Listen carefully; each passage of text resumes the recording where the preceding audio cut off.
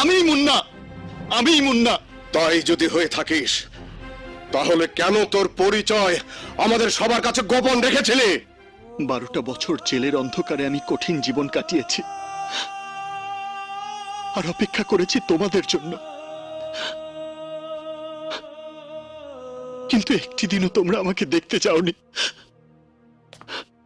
তখনই বুঝতে পেরেছিলাম তোমাদের ঘৃণার আগুনে এই মুন্না জ্বলে পুড়ে ছারখার হয়ে গেছে।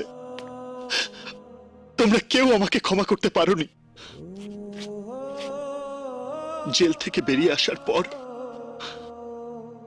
আল্লাহ যখন আমাকে একটা সুযোগ করে দিলেন, তখন সেই সুযোগে আমি এই বাড়িতে প্রবেশ করে বুঝলাম দাদি, আরজু আর তুমি মুন্নাকে আজও ঘৃণা করো। তাই আমার নাম তুফান পরিচয় দিয়ে তোমাদের সবার ভালোবাসায় নতুন করে বাঁচতে চেয়েছিলাম। পরিচয় গোপন করেছিলাম এই জন্য যে মায়ের স্নেহের আঁচলে শিশু থেকে কিশোরকাল পর্যন্ত বড় হয়েছিলাম, সেই মাকে সারাক্ষণ চোখের সামনে দেখার জন্য। বিশ্বাস করো বাবা, আমি কোনো ষড়যন্ত্র নিয়ে এই বাড়িতে প্রবেশ করিনি। বিশ্বাস করো মা, আমি কোনো অসৎ উদ্দেশ্য নিয়ে তোমাদের সামনে এসে দাঁড়াইনি। বিশ্বাস করো দাদি। দূর হয়ে যা আমার চোখের সামনে থেকে। আরজু ভাই আমার, আমি তোকে খুন করতে আসিনি। জেল খাটা আমার ওই গর্ভধারিণী মায়ের কসম, আমি তোকে খুন করতে আসিনি ভাই। শয়তান বলবে, এই তো, অসুবিধা নেই।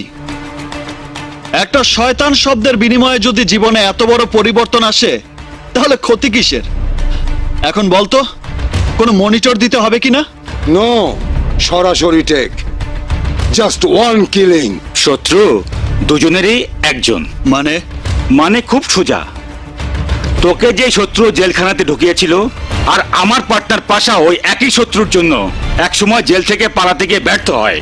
পূর্ণ মেয়াদ তাকে জেল খাটতে হয়েছিল। কিল দ্য রিটায়ার্ড জেলার মাস্টার রহমান মল্লিক।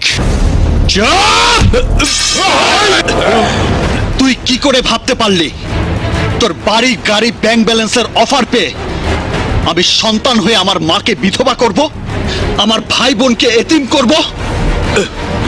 শোন, খুন করা তো দূরে থাক, যদি শত্রুর চোখেও কখনো আবার তোরা আমার বাবার দিকে তাকিয়েছিস, তাহলে চোখ দুটো অন্ধ করে কালো চশমা পরিয়ে দেব।